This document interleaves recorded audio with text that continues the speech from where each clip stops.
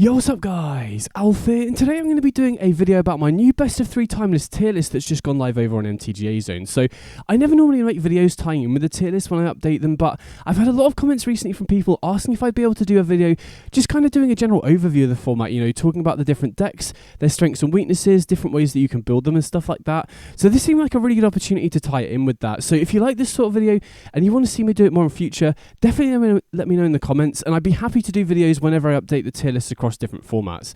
Speaking of which, I'm also in the middle of updating the best of 1 timeless tier list, so once that's up I'll leave that down in the description for you best of 1 players, and I'll also obviously have a link to this down in the description as well.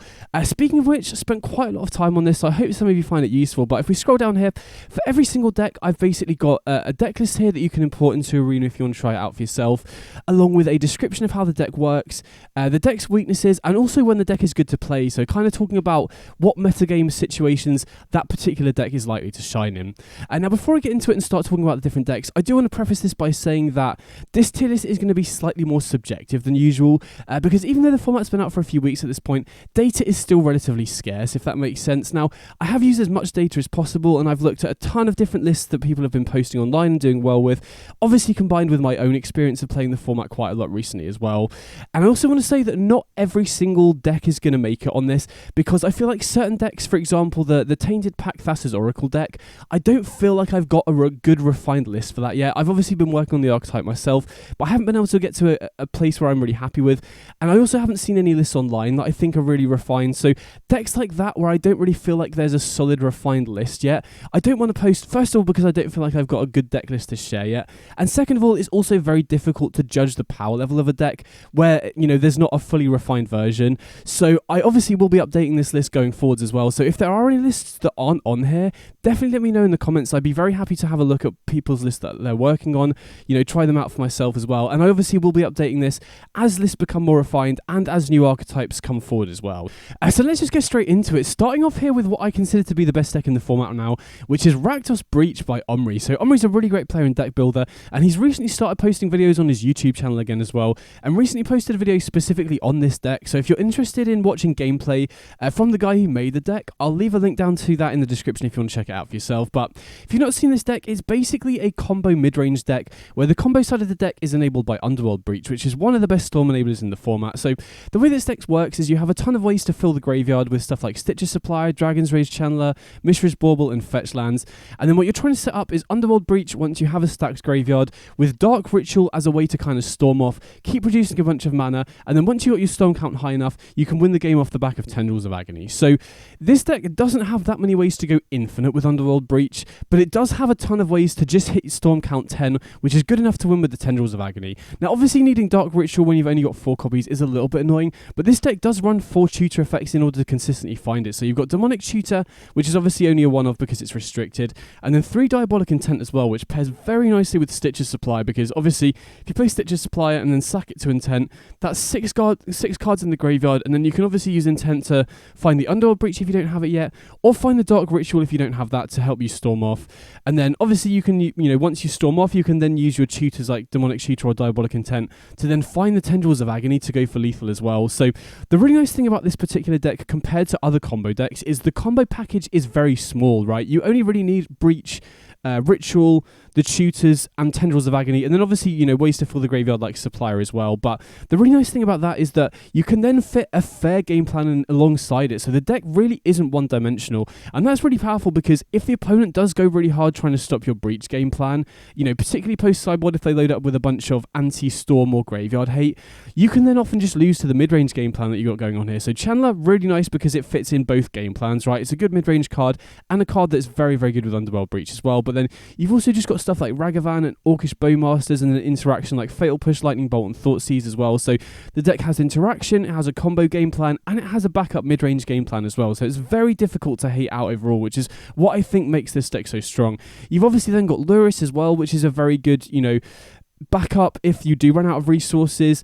You can often do stuff like Dark Ritual to put Lurrus into your hand if you don't have a way to storm off immediately, and then, you know, Lurrus plays very nicely with both the Breach game plan and also the mid-range game plan as well. And then the other nice thing about this deck, the fact that it's running tutors, is that you can also just run Silver Bullets in the sideboard without having to dedicate a lot of slots to them. So, you know, you've got stuff like Tormod's Crypt, for graveyard hate, Pithing Needle for a hate card, Feed the Swarm if you need to be able to answer problematic enchantments like Rest in Peace and Leyline of the Void, all of which you can tutor with the Demonic Tutor and the Diabolic Intent, and then post sideboard when people are also likely to be bringing stuff like Veil of Summer against you to stop Tendrils of Agony. You can then bring in Grape Shot, which gets around it, which is pretty nice. And then you've got stuff like Chromatic Sphere that can help turn your black mana into red in order to go off with Grape Shot. So the really nice thing about this deck, as I mentioned, is it's just very, very resilient. Two different game plans that it's very difficult to hate out both sides of the deck. So I've been really, really impressed with this deck, and I definitely think it's the best deck in the format right now, from my experience with it anyway. So next up, we've got Natural Order Titan, which is obviously a deck I've been doing a ton of work on recently. I've already got a couple videos of this on my channel, one of which is a full deck guide video, so if you want more of an in-depth look at this deck, I'll leave a link to that video down in the description if you want to check it out for yourself. But basically this deck is trying to get Primeval Titan into play on turn 3 or 4 as consistently as possible, and then Primeval Titan, translates into a ton of advantage and inevitability because it can get Fielder Dead onto the battlefield, and then once you got all 3 Fielder Deads in play, you just start swarming the battlefield with zombie tokens, so you generally just crush all of the fair decks in the format. You're very, very good against mid-range. You also have a good matchup against both aggro and control as well. Now, the big weakness of this deck is you are weak to fast combo decks, but having said that, you do have some good sideboard options to try and level the playing field a little bit post sideboard. You've got definitely Silence and Rest in Peace, which are typically very good against the Storm combo decks, and then you've also got the Stone Brain, which is quite good against the other combo decks that tend to rely around one or two specific cards like Tainted Pact and Goblin Charbelcher, for example. So you do have ways to level the playing field a little bit post sideboard against the combo decks, but I still think the fair decks make up a big portion of the metagame right now, which is why I've got this list so highly, because you have a really good matchup against those sorts of decks in general. The other way that you've got of getting Primeval Titan out early is with Castle Garenbrig and Sunken Citadel, and then you can also get Primeval Titan out on turn 3 if you have either Arboreal Grazer or Cameo of Bamboo Groves to accelerate into that. So turn 3 or 4 Primeval Titan is so good against the fair decks of the format. Now, I do want to take a little bit of time here just to talk about the changes that I've made to the deck since the videos, because I have made a few changes to the deck recently. First of all, from the main deck, I've cut 2 copies of Spelunking, which I'm going to be talking about in a second, to make room for 1 Stormcurl Vanguard and 1 Craterhoof Behemoth. So Stormcurl Vanguard, I want to give a quick shout out here to Luigi Monte, who's a streamer who plays a lot of Alchemy and more recently Timeless as well. He recently picked up the deck and has been making some really cool innovations to it. One card that wasn't even on my radar at all, I completely forgot this card even existed, was Stormcurl Vanguard that he had in his sideboard. So I'll leave a link down to his version of the deck in the description if you want to check it out for yourself. But this seems like a really nice addition to the deck because you can find it off Fierce Empath, and it's a way that we can destroy Blood Moon even if we've only got 1 forest in play, right? You don't need 2 basics for this, and I think this is definitely worth running in the main deck personally, because I've definitely seen an uptick in main deck Blood Moons recently, probably as a way to combat Natural Order Titan decks. And I do think that game 1, obviously you do have a number of ways to deal with Blood Moon game 1. You've obviously got Sylvan Scrying, which can find Beseiju, and then you've obviously got Natural Order for Titan of Industry as outs as well. But for Natural Order, you need to have 2 basics in play, which isn't always going to happen game 1. And then Sylvan Scrying for Beseiju, you need to have the Sylvan Scrying, and you need to already have a basic in play as well. So just adding Stormcurl Vanguard massively increases your resiliency to Blood Moon, because then you've essentially got another 5 cards in the deck that can deal with Blood Moon, because you can obviously tutor the Stormcurl Vanguard with the Fierce Empath. You only need 1 forest, so it's easier to set up the Natural Order. So I definitely think the opportunity cost of running just as a one-off massively increases your resiliency to Blood Moon, which is pretty big. And then additionally, this is a card that I would also want to have in the 75. If I wasn't running it in the main deck, I'd definitely have it in the sideboard. So having it in the main deck also frees up a sideboard slot, which is pretty big as well. And then the other card I've moved to the main deck is Craterhoof Behemoth. So obviously this was a card I had in the sideboard previously, and I really like moving this into the main deck. First of all, because I think it's just the best card in the mirror match, and so moving this to the main deck definitely improves your mirror match game 1, which is pretty big. But I also think it just improves your matchup against combo decks in general, right? Because if you have a Natural Order, you can Craterhoof and just kill on the spot, which can often allow you to win a turn or 2 sooner, which is really important against combo decks when you're just trying to race.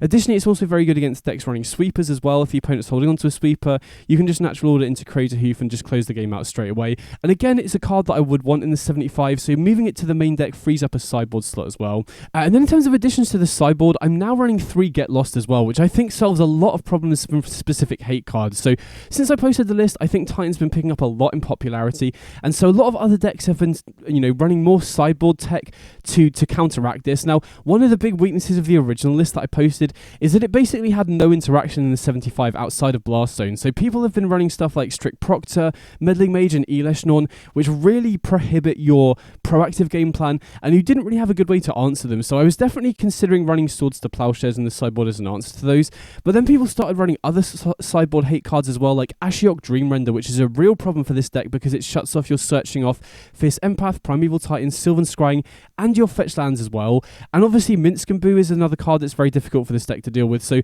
Get Lost seems like a much better option in the sideboard. Obviously it's 1 mana more expensive and it does give the opponent some resources, but being able to not only answer any problematic creature, but also be able to take out Ashiok Dreamrender and Minskamboo as well seems like a really big deal. And then on top of that, it also takes out enchantments, which is really big as well because it gives us an out to stuff like Virulent Plague and Blood Moon as well if you have a spare white mana when they cast it. So Get Lost seems like the perfect addition to the sideboard because it basically just answers any problematic hate card that the opponent might run against you.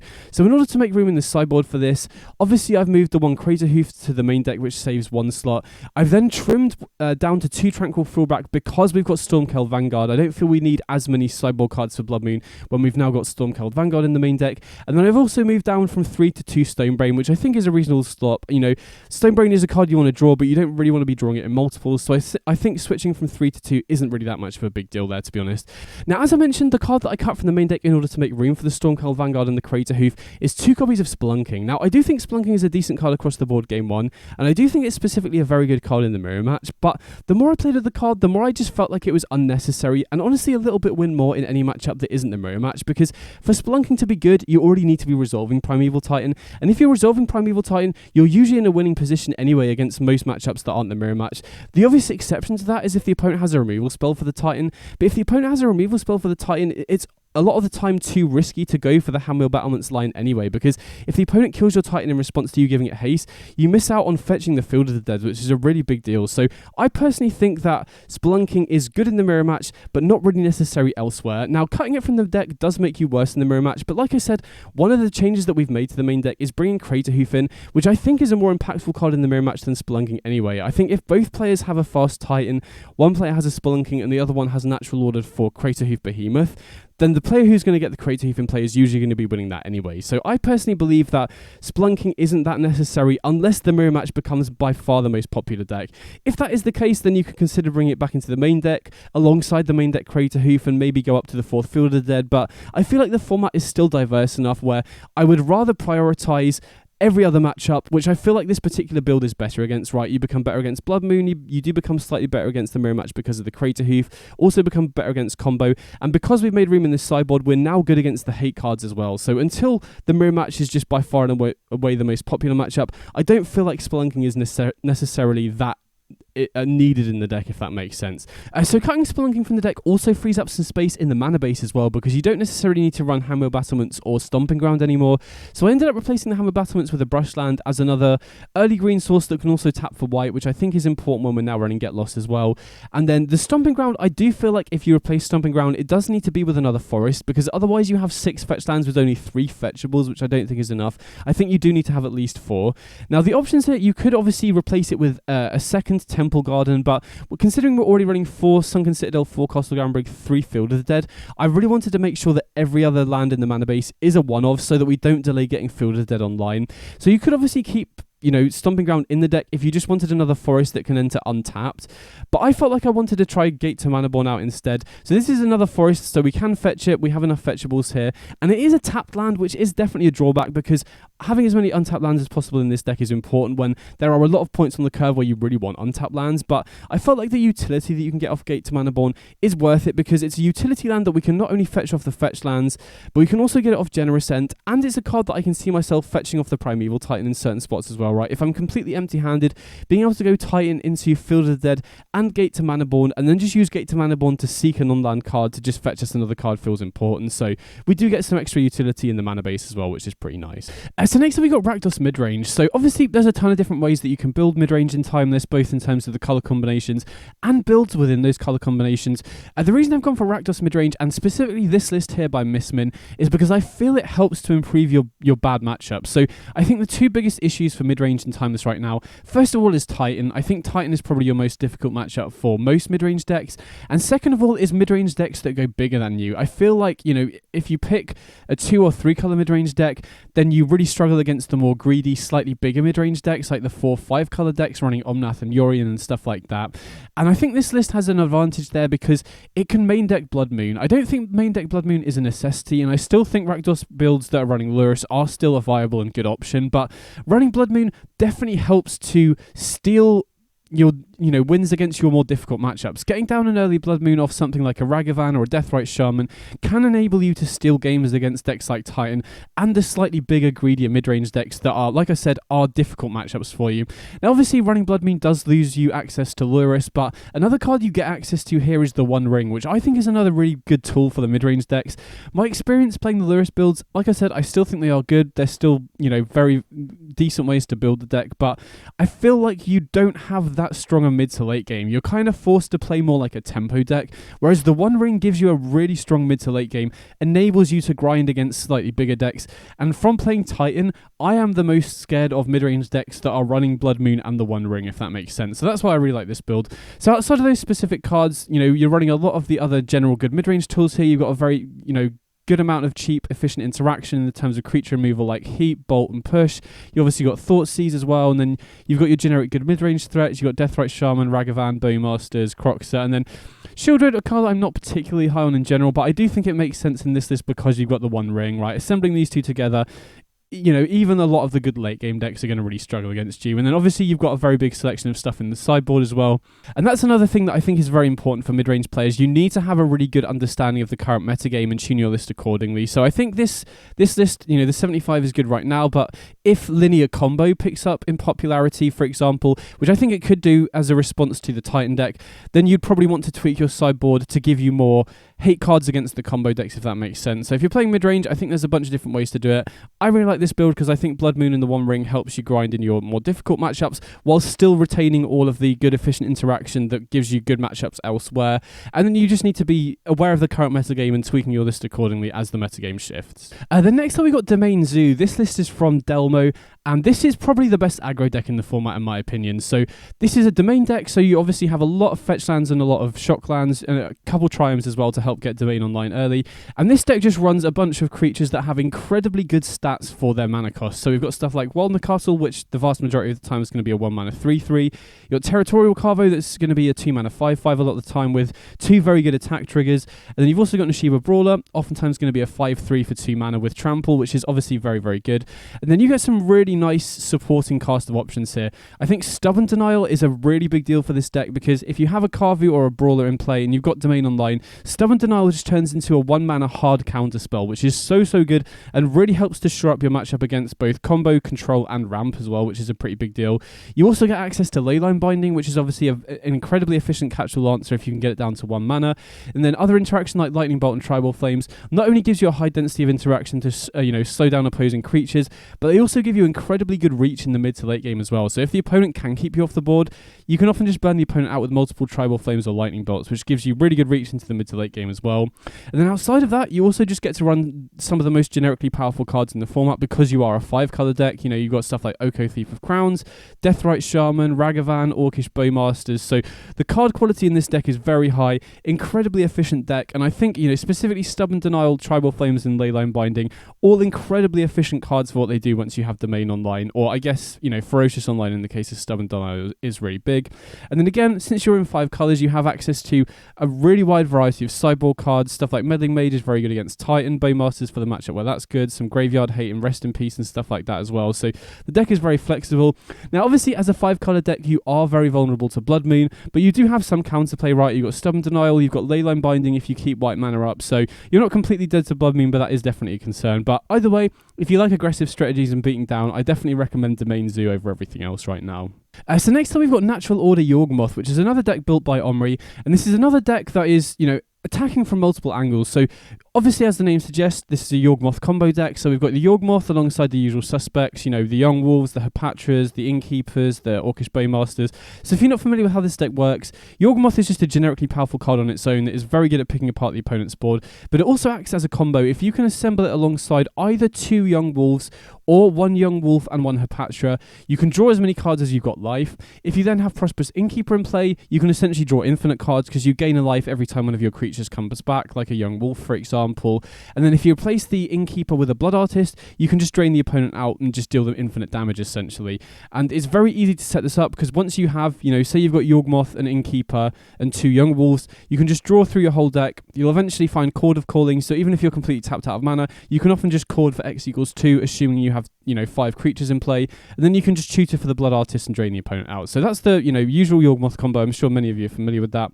The big innovations you get, or the big differences between stuff like Historic and Timeless here, first of all, you get Once Upon a Time, which is just really, really big in terms of increasing the consistency and helping you find your key cards, like Yawgmoth, for example. You get Demonic Tutor for a similar reason, you know, just tutor for any card you've got. But the big difference here is Natural Order. So Natural Order is really big in this deck because it gives you a completely secondary angle of attack. So the 2 Natural Order targets that you have access to here are both Atraxa and Craterhoof Behemoth. So Craterhoof works really nicely in this list because, as you know, if you've played Yawgmoth, the deck is very good at going wide and swarming the board with a bunch of creatures quickly. So then, oftentimes, you can just go Natural Order, Craterhoof, and just kill the opponent out of nowhere. As early as turn 3 or 4, you can obviously ramp into the Natural Order of Deathrite Shaman and Delighted Halfling. So Craterhoof, acting as a combo kill that you can just win out of nowhere, is really big. And then Atraxa kind of works in the other scenarios where, especially against decks where they have a lot of interaction, they can keep your creatures off the board. You can just use Natural Order, get an Atraxa, just refill your hand, you know, find a Chord of Calling and another Natural Order and a creature and a land or whatever, and then just refill your hand, start closing the game out, because obviously Atraxa is a very big creature as well. You can start clocking the opponent pretty quickly. So the real strength of this deck, in my opinion, is that, again, it's attacking from multiple angles, and there's not really too many cards that are good at shutting everything off, right? If you bring in creature removal to deal with the Yawgmoth, you often just lose to the Natural Order. Counter spells can be effective against this deck because it's very good against Natural Order and Yawgmoth, but Chord of Calling is very difficult for counter spell decks to interact with profitably. You also have Delighted Halfling as a way to play around that as well.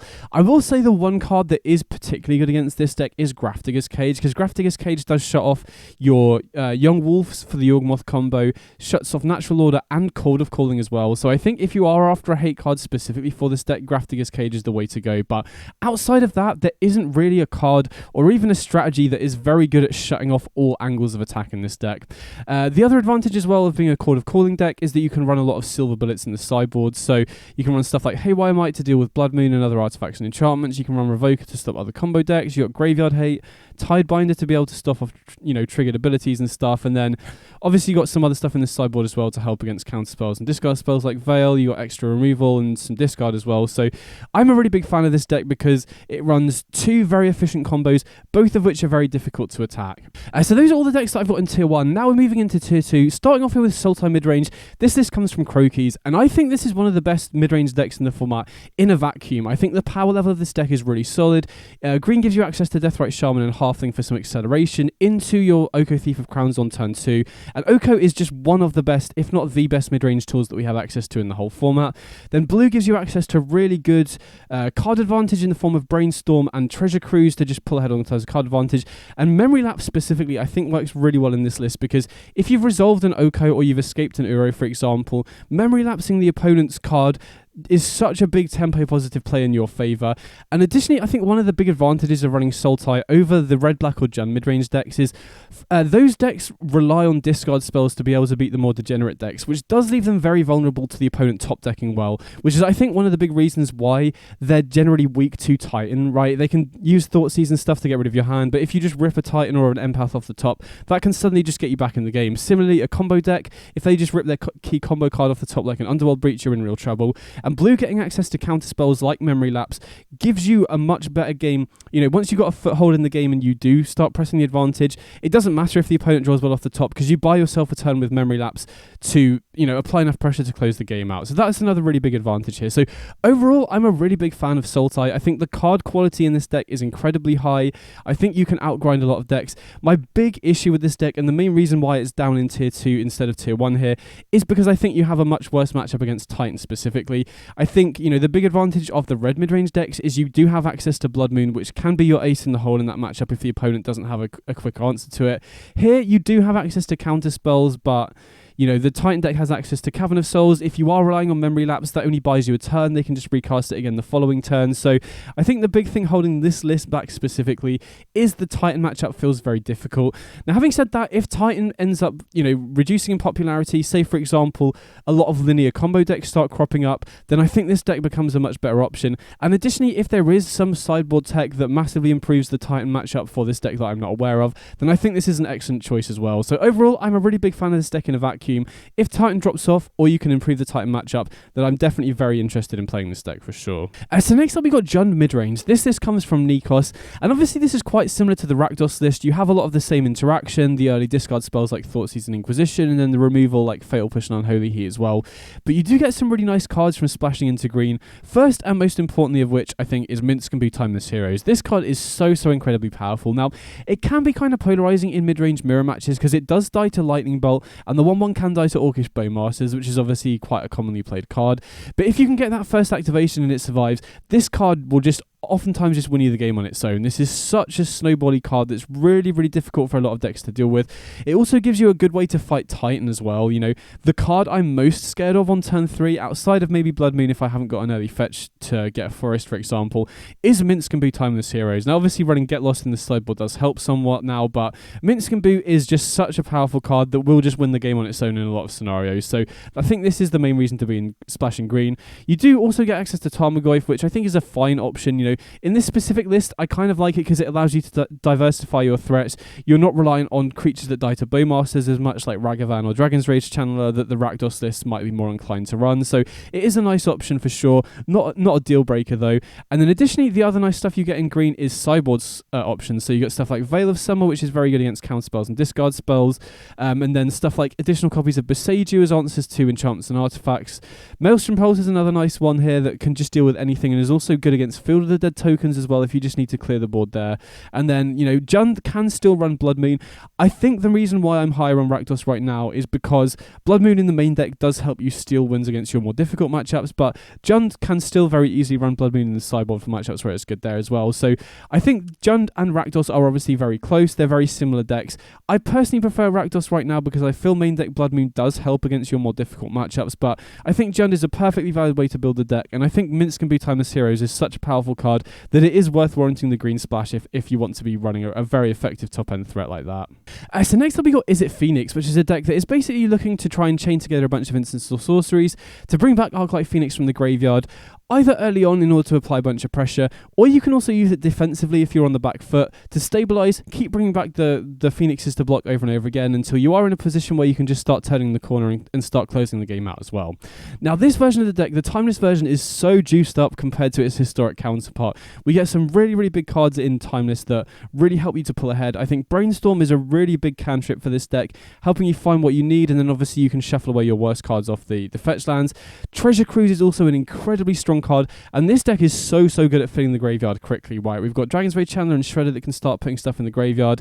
We got a bunch of fetch lands, and obviously almost all of our spells are going to be 1 mana as well, so we fill the graveyard so quickly that we can be casting Treasure Cruise on turn 3 for 1 mana very consistently. And obviously, you know, as the game goes on, this just completely refuels you over and over again. So the deck is not only very fast, can apply a lot of pressure, but you also have a lot of staying power off the back of cards like Treasure Cruise as well. Additionally, we also have cards that can really maximize our other creatures like Dragon's Rage Channeler and Ledger Shredder with Mishra's Bauble. You know, Bauble being able to trigger Channeler right away, getting it into the graveyard to get Delirium online quicker, which enables us to attack for 3 power with the Channeler, and also use Unholy Heat to take out bigger creatures is pretty big. And then Bauble being able to immediately trigger Shredder as well, get our Phoenixes in the graveyard to grow it out of Lightning Bolt range, for example, is very big as well.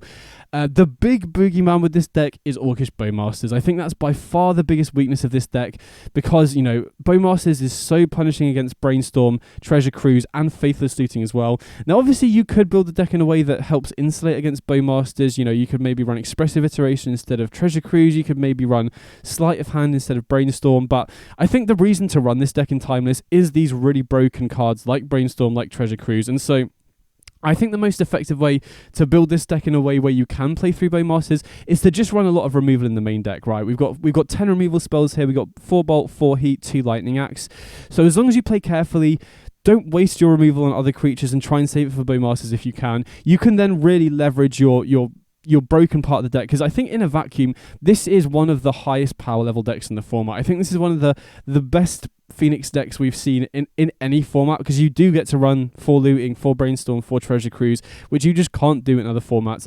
So I think as long as you play carefully around Bowmasters with your removal spells, this is still definitely a viable deck, even though Bowmasters is very commonly played.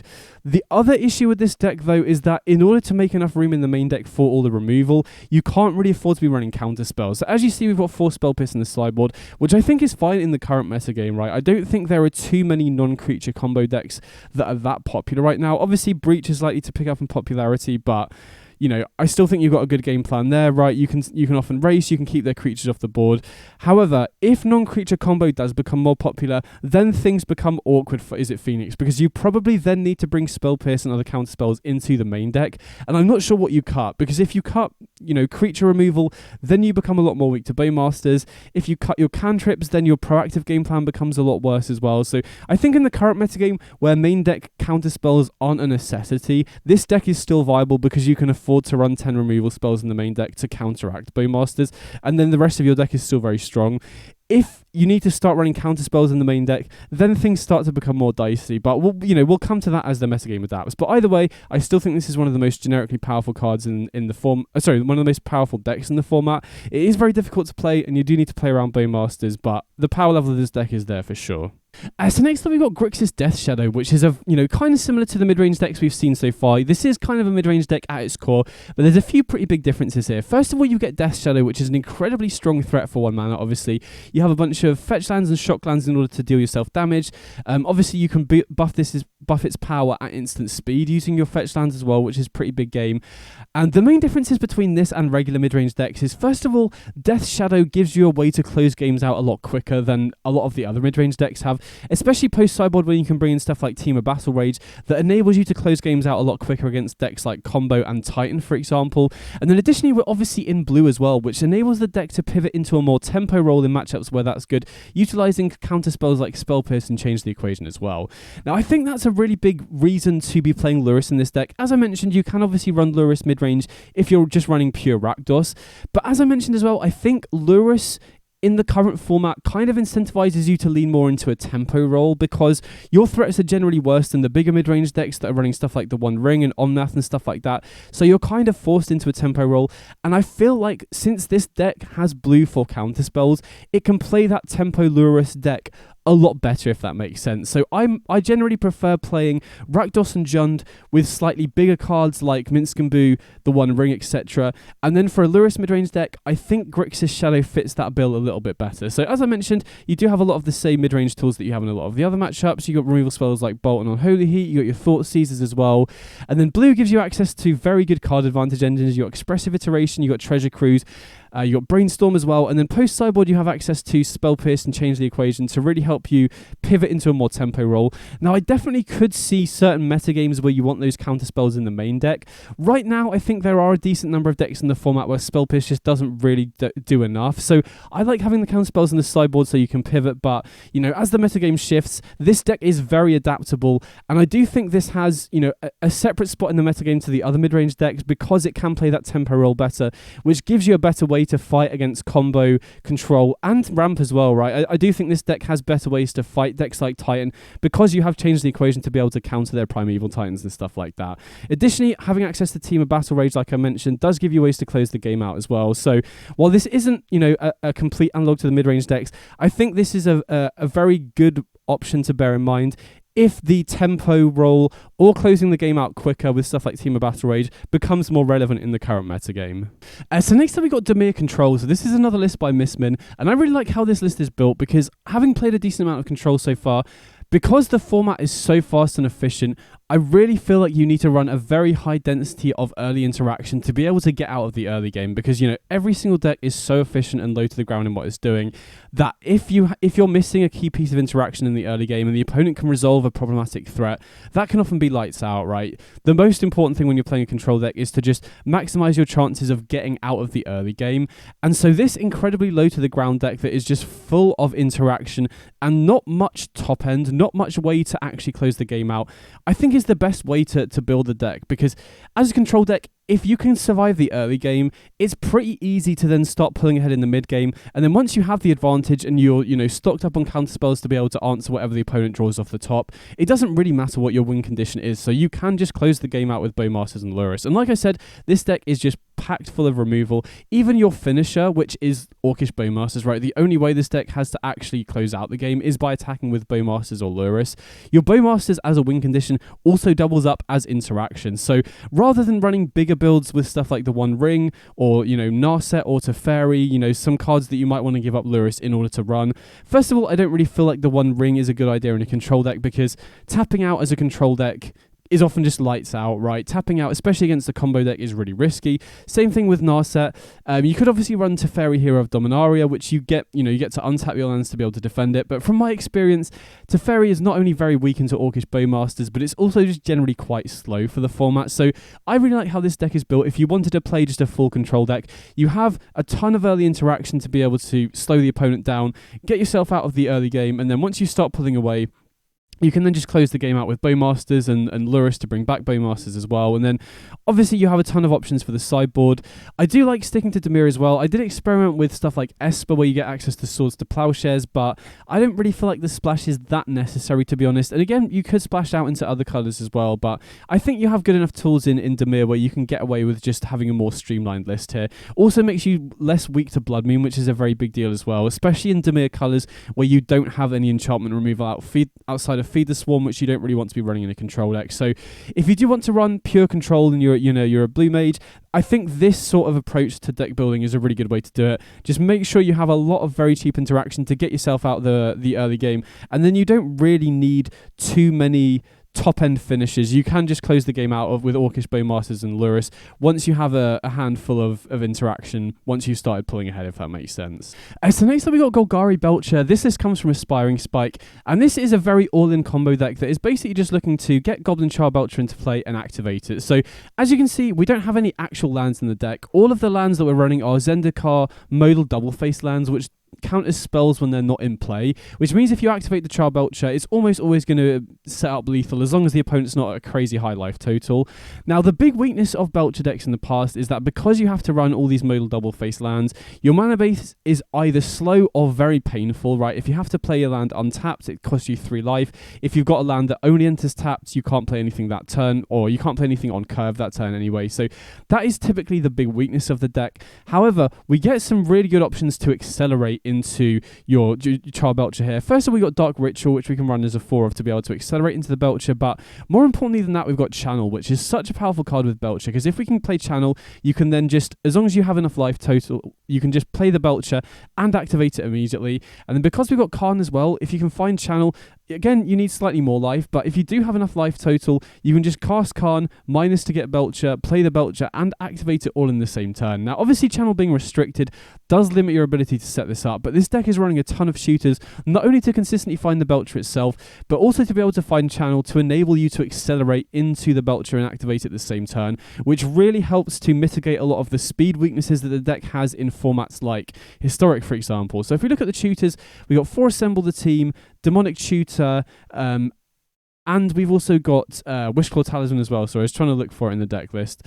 Now, obviously, Assemble the Team isn't as effective because it's not as good at finding the one-off Channel, but with this many tutors in the deck, you can very consistently find your Belcher, and with the hard tutors like Wishclaw Talisman and Demonic Tutor, you can also just very easily find the Channel as well.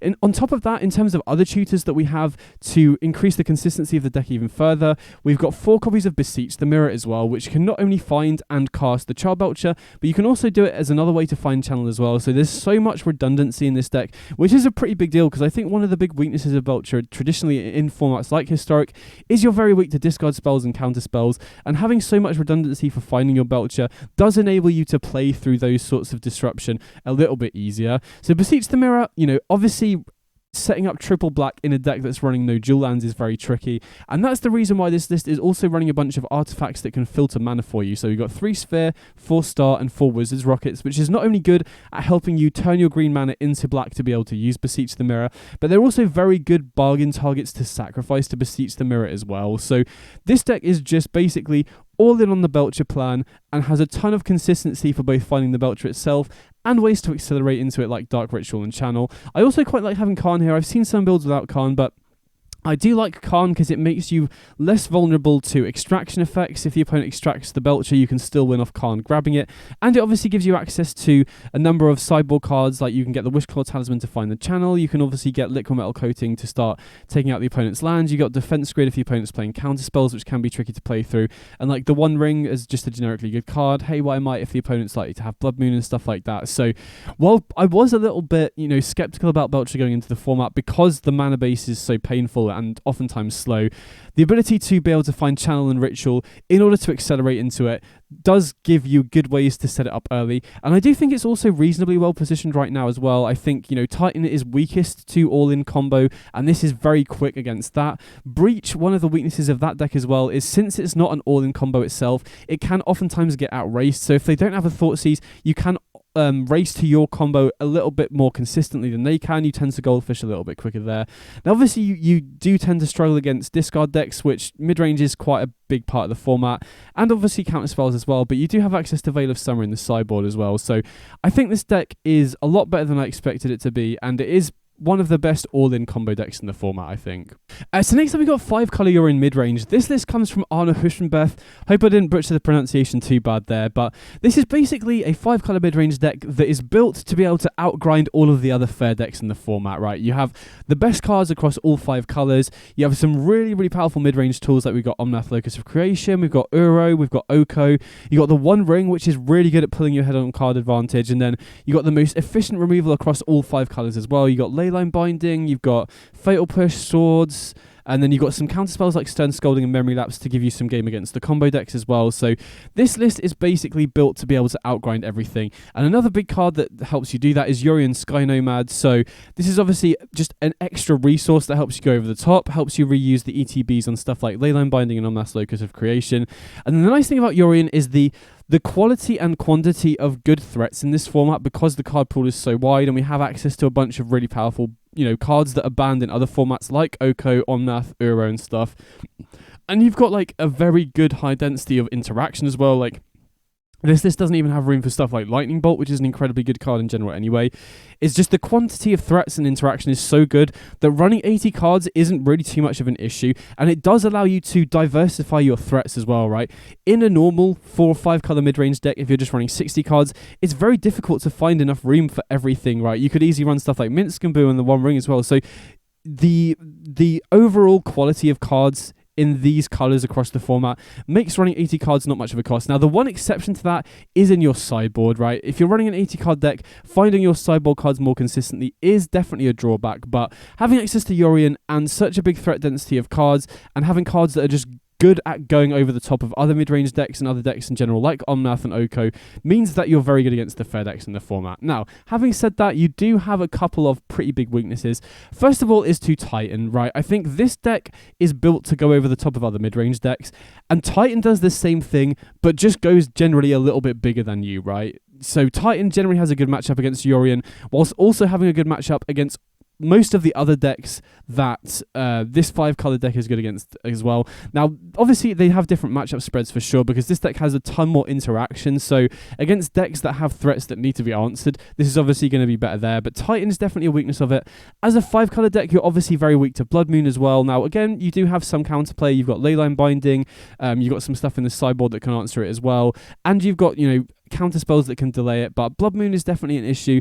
And additionally, you don't have too many ways to stop linear combo decks as well. Now, if the opponent's on a creature-based combo, like Yawgmoth, for example, you have really good ways of keeping them off the board. But if they're playing a non-creature combo deck, like Belcher that we've just had a look at, for example, then unless you have your counter spells, you're going to struggle there. So this is a deck that is very good at what it does, and is going to be very good in certain metagames. But the reason that I've got it slightly lower on this tier list here, even though the card quality and the general power level of the deck is very good in a vacuum, is you struggle against Titan, you struggle against Blood Moon, and you struggle against combo decks, and you can obviously tweak the deck to help that, but running an 80 card deck does mean, like I said, you're not going to find your sideboard cards as often, and you're not going to find your specific cards to help in those matchups as often either. So I think this is a this is a deck that is very good in a vacuum, but it needs a certain metagame for it to really shine, I think. So next up we got Jund Sneak Attack. So this comes from Sleeping Pill, and this is essentially a combo deck that has two different angles of attack in both Sneak Attack and Natural Order. So the really nice thing about these two cards together is they both have the same payoffs, right? You want to run a pretty high density of expensive creatures to cheat into play with Sneak Attack, but the awkward thing there is they're not great to draw when you don't have them, and you don't really have too much payoff for running them in your deck outside of that, whereas running it alongside Natural Order, which can also fetch both Atraxa and Worldspine Worm, gives you just redundancy for taking up 8 slots in your deck for what are essentially uncastable creatures in most scenarios. Now, both of these are very, very strong with Sneak Attack. If you Sneak Attack and Atraxa in play, you can oftentimes find yourself another top-end creature like a Worldspine Worm or another Atraxa, and then if you have a spare red mana, you can just pump that into Sneak Attack to cheat that creature into play as well. Similarly, if you cheat the Worldspine Worm into play, you get to attack in for 15 trample damage, then it dies, and then you get 3 5/5 tramplers as well, which is incredibly powerful. So this deck can do some really busted stuff. The slightly awkward thing about this deck, though, is that because Natural Order requires you to play a lot of early green creatures for it to consistently be online, and you need to spend 8 slots on your top end creatures plus 8 slots on your combo enablers as well, you really don't have that much room for interaction, which does mean that you can tend to struggle against combo decks that are faster than you, right? You don't have stuff like Thoughtseize or counter spells to be able to interact with faster combo decks, and your combo doesn't win the game on the spot either, right? You can deal a ton of damage with Sneak Attack into Worldspine Worm, but if the opponent untaps and then kills you with Belcher or Underworld Breach, you're still going to end up losing the game in those spots. And then additionally, because you don't have that much interaction either, if the opponent is playing a tempo deck or a deck with a lot of counter spells or discard spells to keep you off your combo, that can be difficult to race as well. So I do think the deck is doing something really powerful, but the main reason I've got it slightly lower on this list is because it's hard to fit everything in and have interaction for what the opponent's doing as well. Having said that, though, you do have, options in the sideboard that could help you pivot. This particular list isn't running stuff like Fatal Push, but since you're running Jarsoul, you could potentially pivot there with discard spells and removal for that. But again, you do need to keep the creature count fairly high for Natural Order, so it is a little bit tricky. But either or, I think this deck is very, very powerful at what it's doing, and there will be some metagames where this is good. I think this is a particularly good deck against Titan. This is always one of the scariest decks from the Titan side as well, so I think this deck is very powerful. It's very fun to play as well, but I think because it's hard to fit interaction in as well, you do have a natural weakness to certain archetypes. So next up we got Mono Black Necropotence, and Necropotence is one of the most powerful cards in this format, especially when combined with Dark Ritual. Being able to go Ritual on 1 into Necropotence just gives you incredible card advantage that's very difficult for basically any deck in the format to race. Now, there are 2 different ways you can build this deck. You can go more mid-range focus, which is what I've gone for here, and there are also builds I've seen that are more combo focused, running stuff like Beseech the Mirror to be able to storm off. I personally haven't been able to come up with a version of that deck that I was really happy with, but if you've got a version of Golgari Storm with Necropotence that you think is refined and good, definitely let me know in the comments. I'd be very interested to see how other people have been building it. But the list I've had the most success with personally so far is a fair version of the deck that is basically just a mid-range deck using cards like Necropotence and the One Ring to just produce a ton of card advantage, keep the cards flowing, interact with the opponent to keep them off the board with cards like Fatal Push, Shieldred's Edict, and March of Wretched Sorrow, which pairs very nicely with both the One Ring and Necropotence, because obviously you have to pay life in order to get card advantage off these cards, and using March of Wretched Sorrow to turn those excess cards you get into life gain to be able to keep activating these is a very powerful synergy as well. Speaking of which, because the life gain is such an integral part of the deck, life is a very important resource for this list.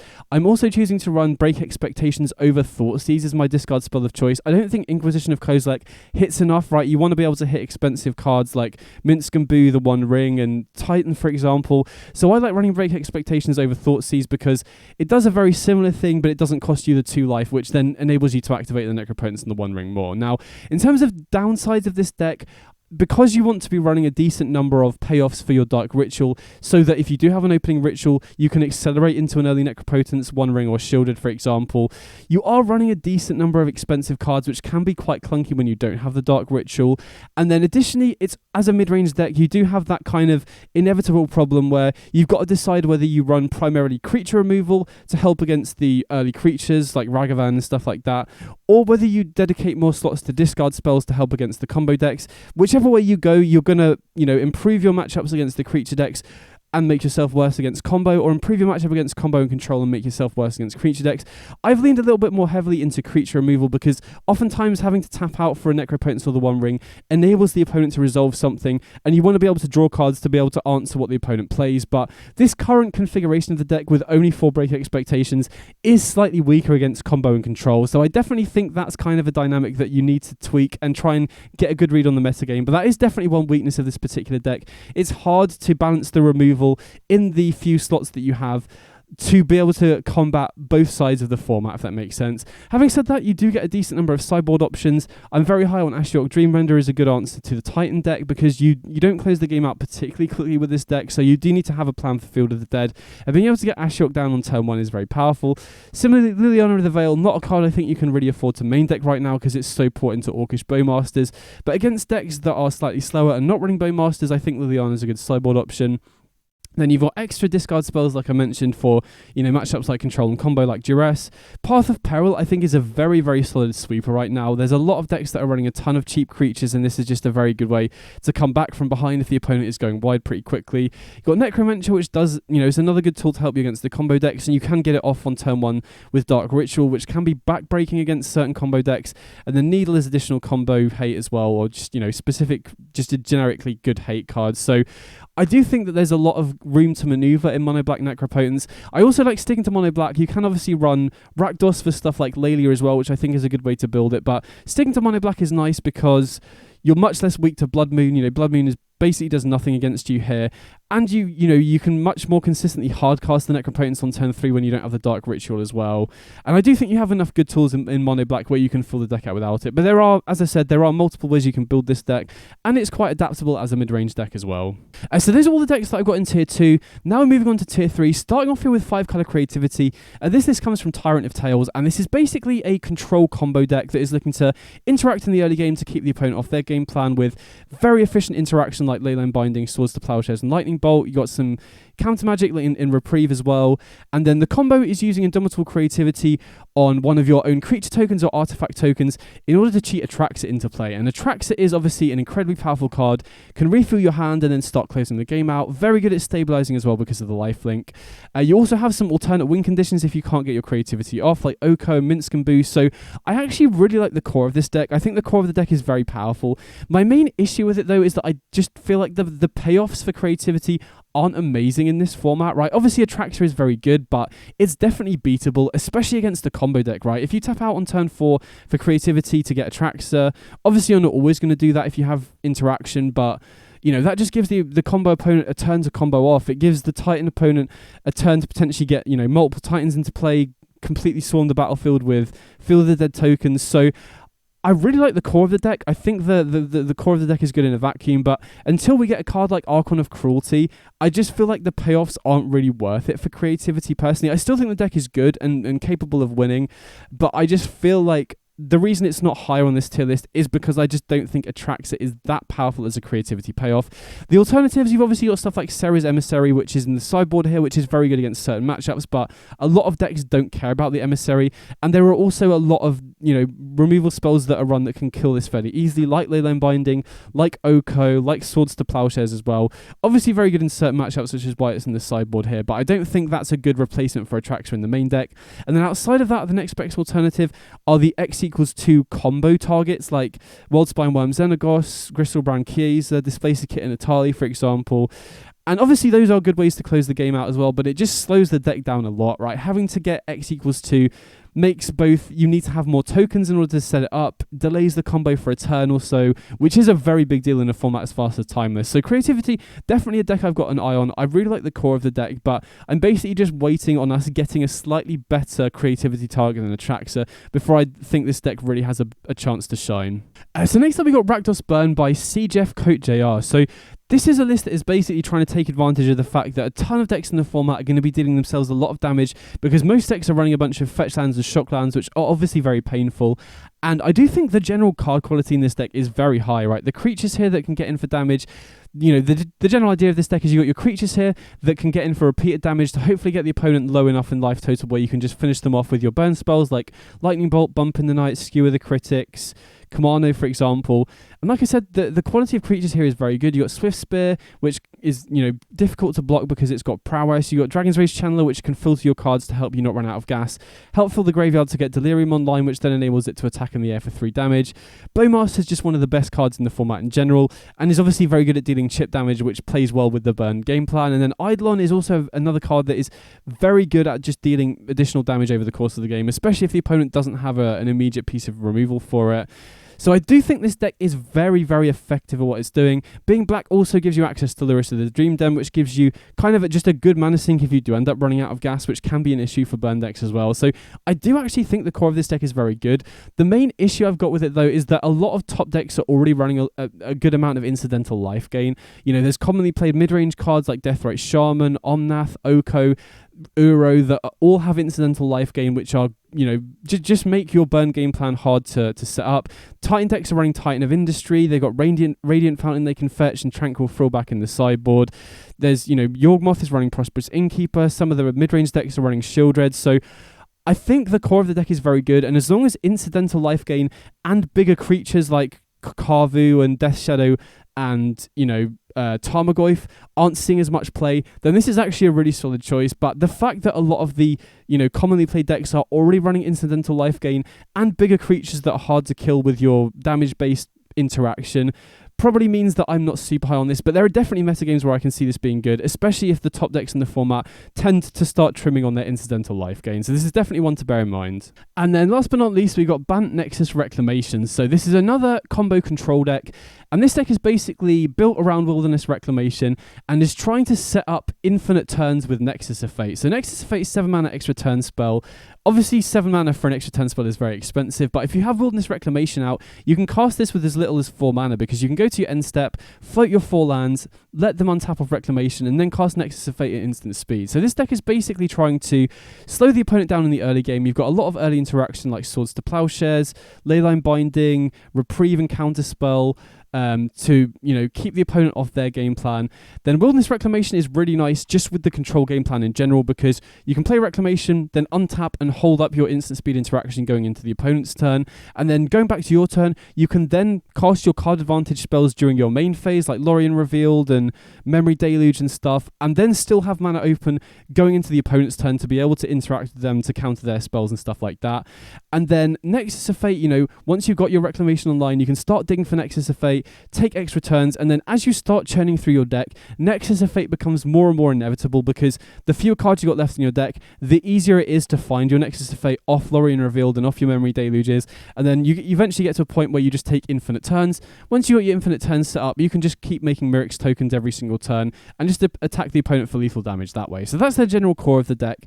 I do think the deck is generically powerful. My main issue with the deck, though, is that at its core, it is a control deck, and the combo itself takes a while to set up. So the issue with this deck is, you know, comparing it to the Dimir Control deck that we had a look at earlier, you don't run nearly as much early interaction, which makes it difficult to get out of the early game. And if the opponent does, you know, force through or resolve early threats that are difficult for you to deal with, you can't really race very quickly with your combo because it takes a little while to get online. So my main issue with this deck is that it can struggle against a lot of the very efficient decks in the format that are good at forcing threats through your early interaction, and then you struggle to race. Now, there are other ways you can build Reclamation. I actually think a version of this deck with only a single Nexus of Fate would be better in a vacuum, because just running one Nexus of Fate gives you that inevitability, right? Once you start taking over the game, you can just keep looping the Nexus of Fate as the game goes on. and then cutting the 3 Nexus of Fate enables you to run more interaction, which then enables you to get out of the early game more consistently. But the main reason I think Nexus of Fate is important right now is because of Titan and Field of the Dead. I feel like if you run this deck as just a control deck with a single Nexus of Fate, you're never really going to be able to beat Field of the Dead, right? Your Nexus of Fate doesn't come online until way too late in the game, and you don't really have a good way to shut off Field of the Dead. So because of the presence of the Titan list, I feel like if you're playing Reclamation, you probably have to lean heavily into the combo aspects, because I think this deck does have a pretty good matchup against Titan if you can get your Nexus of Fates online, because they don't really have a good way of stopping the combo side of the deck. But because you have to dedicate more resources to turn it into a combo deck, you then have fewer interactive spells to help you get through the early game, if that makes sense. So that's the main issue that I've got with this deck. But I still think it's a good deck. I still love playing with Nexus of Fate. So if you like Reclamation, this is still a really solid build if you wanted to try it out for yourself. So that's my tier list overall. As I said, I'll have a link to the full thing in the description. I did go over each deck quite briefly. So if you want a more detailed breakdown of the deck, like I've got here with more details on the weaknesses and what situations the deck is good to play, definitely check out the article, have a read of it yourself, try the decks out yourself if you want. Like I said, definitely let me know in the comments if you like this sort of video and you'd like to see me do more videos whenever I update the tier list. And also let me know if you've been working on any decks that I haven't included on here that you think are solid. I'll be very happy to have a look at them, try them out for myself. And additionally, if you have slightly different builds than the ones I've got on here, I'd be very happy to discuss the different strengths and weaknesses and different ways that you can build the deck. So definitely let me know about that in the comments as well. Either way, I hope you enjoyed the video and I'll catch you all in the next one. Big up.